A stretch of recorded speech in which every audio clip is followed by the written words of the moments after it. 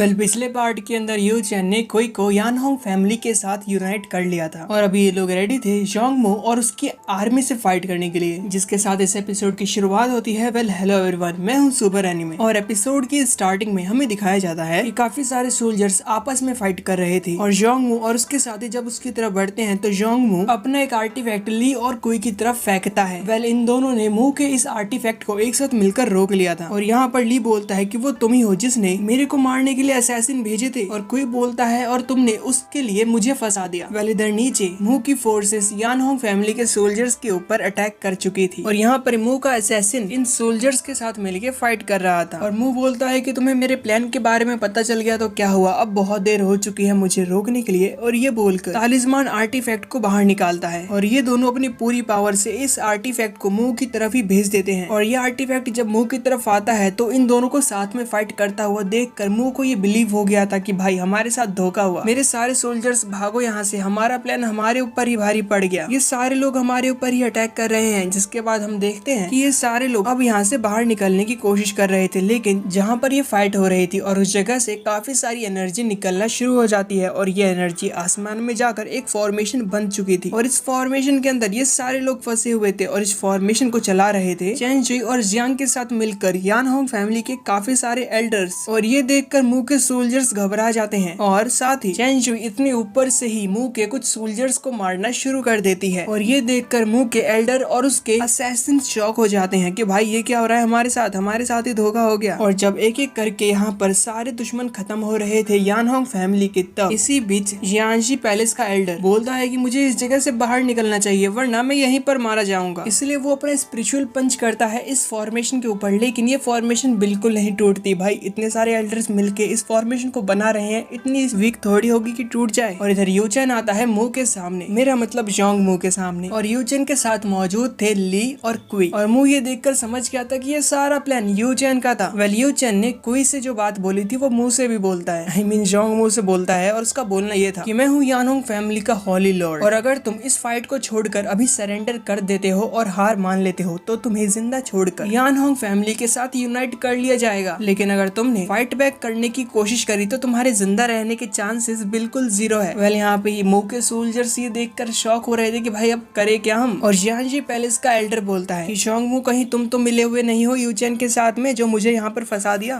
यूचेन यहाँ पर अपनी बात को बोलते हुए ये कह रहा था कि तुम्हें अपनी जान बचाने का एक मौका दिया गया है तो उसका इस्तेमाल करो वरना जिंदा रहना या मरना तुम्हारे हाथों में है। ये सुनकर जोंगमू का एक सोल्जर फाइट में सरेंडर करने के लिए रेडी हो गया था, लेकिन उसे जोंगमू तुरंत मार देता है और अपने सारे सोल्जर्स से बोल देता है कि जो भी यहाँ पर फाइट बैक नहीं करेगा उसे मैं खुद ही खत्म कर दूंगा। ये देखकर जोंगमू के सोल्जर फिर से परेशान हो जाते हैं और सोचते हैं कि हम जिसका भी साथ देंगे वो हमें मारने की ही बात कर रहा है। जैसे अभी जोंगमू ने अपने ही साथी को मारा था, ये देखकर जोंगकुई उसकी तरफ बढ़ रहा था और बोलता है कि ऐसा आदमी जो कि अपने ही लोगों को मारे उसको यानहोंग फैमिली के अंदर कोई जगह नहीं मिलेगी। और ये बोलकर वो जोंगमू के ऊपर अटैक कर चुका था और जोंगमू ने अपने आर्टिफैक्ट्स के काफी सारे क्लोन बनाकर कुई को उसके अंदर फंसा रखा होता है। इस चीज से जोंगमू को बचाने के लिए यूचेन ने अपना स्पिरिचुअल ड्रैगन कुई की तरफ भेज दिया था, जो कि मुंह के सारे आर्टिफैक्ट्स के क्लोन को खत्म करते हुए यहाँ पर कुई को आजाद कर देता है। इस जगह से बाहर निकलने की कोशिश तो जोंगमू का असैसिन भी कर रहा था, लेकिन उसको रोकने के लिए जोंगली आ जाता है और बोलता है कि तुमने पहले मेरे ऊपर एक सरप्राइज अटैक करके मुझे इंजर्ड कर दिया था, देखते हैं कि आमने सामने की बैटल में तुम कितने ज्यादा स्ट्रांग हो। और ये बोलकर इन दोनों की फाइट शुरू हो जाती है, जिसमें जोंगमू अपने डार्क थंडर अटैक और ये असैसिन अपने तालिस्मान अटैक का इस्तेमाल कर रहे थे। जियांजी पैलेस का एक और एल्डर था जो कि यहाँ से अपने साथियों के साथ भाग रहा था, लेकिन इनको बूढ़ा कल्टीवेटर रोक लेता है और उसको अपनी बातों से भड़काने लगता है, जिनसे इस एल्डर ने ओल्ड आदमी पे अटैक कर दिए थे, मेरा मतलब बूढ़े कल्टीवेटर पे। लेकिन बूढ़े कल्टीवेटर ने काफी सारी वाइन यानी कि शराब पी रखी होती है और वो काफी अजीब तरीके से खुद को बचा रहे होते हैं यहाँ पर। और ये एल्डर जितने भी अपने ब्लड स्वॉर्ड अटैक कर रहा था बूढ़े कल्टीवेटर के ऊपर, तो इन सारे अटैक्स को ये बूढ़ा कल्टीवेटर शराब पीते हुए खुद को बचा रहा था। देखने से तो ऐसा लग रहा था कि भाई एक भी अटैक लगेगा तो ये बूढ़ा हाथ में गया, लेकिन सरप्राइजिंगली एक भी स्वॉर्ड इस बूढ़े कल्टीवेटर को टच तक नहीं कर पा रहे थे। ये देखकर ये एल्डर अपना एक स्ट्रॉन्ग स्वॉर्ड अटैक रेडी करने लगता है और ये बूढ़ा कल्टीवेटर जो कि अभी इस आदमी से काफी दूर था वो एक ही सेकंड में इसके पास ही आ जाता है और अपने डंडे से अपने एक अटैक से इस आदमी को मारता है और दूसरे अटैक से उसकी सोल को खत्म कर देता है। और इस बूढ़े कल्टीवेटर से जियांजी पैलेस का एल्डर तो भाई काफी ज्यादा डर गया था और वो एक फॉर्मेशन की हेल्प से अपना एक वज्र अटैक रेडी कर रहा था ताकि वो इस फॉर्मेशन को तोड़ पाए। और इस एल्डर का ये अटैक इसके पहले वाले अटैक से काफी ज्यादा पावरफुल था क्योंकि उसने इस फॉर्मेशन के अंदर छेद कर दिया था। अब तुम सोच लो इसका वज्र वेपन कितना स्ट्रॉन्ग होगा जिसने इतने सारे लोगों के बनाए हुए फॉर्मेशन को इतनी आसानी से तोड़ दिया है। वेल इससे पहले ये एल्डर यहाँ से भाग पाता उसका रास्ता रोकने के लिए यू चैन आ जाता है और इतने में ये फॉर्मेशन भी पहले की तरह हो गया था और यू चैन के पीछे असैसिन और जोंगली की फाइट चल रही थी और साथ ही दूसरी तरफ जोंगमू और जोंगकुई के बीच में फाइट हो रही थी और बूढ़ा कल्टीवेटर तो आराम से बैठकर शराब पी रहा था। वेल जोंगमू के सोल्जर्स को ये पूरा बिलीव था कि जियांजी पैलेस के एल्डर ही इस फाइट को जीतेंगे क्योंकि उनके पास एक रेयर वेपन वज्र है और वज्र को गॉड्स का वेपन माना जाता है। वेल यूचन के पास खुद का एक रेयर वेपन था जो कि था ड्रैगन ब्लेड और अब यूचन बढ़ने लगता है इस एल्डर की तरफ जिसको जोंगमू देखकर ये बोल रहा था कि भले ही तुम्हारे होली लॉर्ड पावरफुल होंगे लेकिन इतने पावरफुल नहीं कि जियांजी पैलेस के एल्डर के वेपन के सामने टिक पाए। ये सुनकर कोई बोलता है कि किसी भी पर्सन को स्ट्रॉन्ग उसका वेपन नहीं बल्कि उसकी कल्टीवेशन पावर और उसकी हिम्मत बनाती है। और तभी यूचन दूसरी तरफ से अपने स्पिरिचुअल ड्रैगन का इस्तेमाल करते हुए इस एल्डर की तरफ अटैक करता है और एल्डर ने भी अपने स्पिरिचुअल पंच का इस्तेमाल किया था लेकिन यूचन का ड्रैगन एल्डर के पंच को डिस्ट्रॉय करते हुए अब एल्डर की तरफ बढ़ रहा था और जब वो एल्डर को हिट करता है तो इस चीज से एल्डर को काफी डैमेज हुआ था। वेल ये एल्डर यूचन को हरा नहीं पा रहा लेकिन वो ये सोचता है कि अगर मैं यूचन को होस्टेज बना लूं तो मैं इस जगह से बाहर निकल सकता हूँ। वेल यूचन उसकी गलत फहमी को दूर करता है अपना ड्रैगन स्लैश अटैक करके जो कि इस फॉर्मेशन तक को काटते हुए इस एल्डर की तरफ बढ़ रही थी। वेल एल्डर ने भी अपने वज्र वेपन का इस्तेमाल किया था जो कि यूचन के स्लैश तक को रोक लेता है। वेल यहाँ पे एल्डर के वज्र वेपन को रोकने के लिए यूचन अपने उस फर्नेस का इस्तेमाल करता है जो कि उसने ताइजू ड्रैगन की हेल्प से बनाया था जो कि इस एल्डर के वज्र वेपन को आराम से रोक चुकी थी। वेल ये एल्डर अपने स्पिरिचुअल प्रेशर का इस्तेमाल करके यूचन के फर्नेस को डिस्ट्रॉय करने की कोशिश कर रहा था लेकिन इसका कोई असर नहीं होता और यूचन अपने फर्नेस को इस एल्डर की तरफ फेंक देता है। बेचारा एल्डर इस फर्नेस के अंदर दब के मरने वाला था और वो अपनी पूरी कोशिश कर रहा था कि वो अपनी जान को बचा पाए लेकिन यूचन के फर्नेस को रोक पाना इतना आसान नहीं होता इसलिए इस एल्डर को अपनी टेक्निक वज्र डीमन हैंड्स का इस्तेमाल करना पड़ता है जिसकी वजह से काफी पावरफुल दो हाथ बन जाते हैं स्पिरिचुअल जो कि इस एल्डर के साथ मिलकर यूचन के फर्नेस को रोकने की कोशिश कर रहे थे। ये देखकर यूचन अपने फर्नेस की पावर को और भी ज्यादा बढ़ा देता है जिसकी वजह से ये इस फर्नेस के नीचे दब गया था ऐसा मुझे लगता है लेकिन इसने अभी भी एंड मोमेंट में खुद को बचा रखा होता है और वो यहाँ पे समन करता है अपने वज्र वेपन को जिसको वो भेज चुका था यूचन की तरफ उसको खत्म करने के लिए। उसको लगता है कि यूचन अपनी सारी एनर्जी मुझे मारने के लिए यूज कर रहा है तो वो मेरे अटैक से खुद को बचा नहीं पाएगा। वेल इसको देखकर यूचन ने फिर से अपना ड्रैगन ब्लेड निकाल लिया था और वो अपना 8 डायमेंशन स्लैश करता है। ये स्लैश इतना पावरफुल था कि स्पेस तक को काट सकता था। वेल फिलहाल तो वो इस एल्डर के वज्र वेपन को काटते हुए एल्डर को ही खत्म कर देता है और एल्डर के मरते ही उसका चैप्टर यहाँ पे क्लोज हो चुका था। और ये सब देखकर जोंगमू को ये बिलीव नहीं होता कि भाई यूचन इतना स्ट्रॉन्ग है कि उसने जियांशी पैलेस के एल्डर और उसके वज्र वेपन दोनों को ही खत्म कर दिया। और ये सुनकर जोंगकुई बोलता है कि मैंने बोला था ना कि लड़ाई हमेशा वेपन से नहीं जीती जाती। और अपनी दोनों एल्डर को खोने के बाद इस फाइट के अंदर जियांशी पैलेस के सोल्जर्स भी थे। वो सोचते हैं कि भाई अब इस फाइट के अंदर हमारा जीतना बिल्कुल इम्पॉसिबल है। तो ये देखकर कुछ लोग तो यहाँ से भागने की कोशिश करते हैं और बचे हुए जियांशी पैलेस के जो सोल्जर्स थे वो यानहोंग फैमिली के सोल्जर्स को ही मारने लगते हैं। और अपने साथियों को मरता हुआ देखकर यूचन चेंजुई को अटैक करने का ऑर्डर देता है और चेंजुई उन सारे लोगों को खत्म करती है जो कि यानहोंग फैमिली के सोल्जर्स की तरफ अटैक कर रहे थे। जिसके साथ ही ये पार्ट खत्म होता है और नेक्स्ट एपिसोड में हम देखेंगे यूचन और जोंगमू की फाइट। और मिलते हैं अगले वीडियो में। Thanks for the watching. Like किए बिना मत जाना।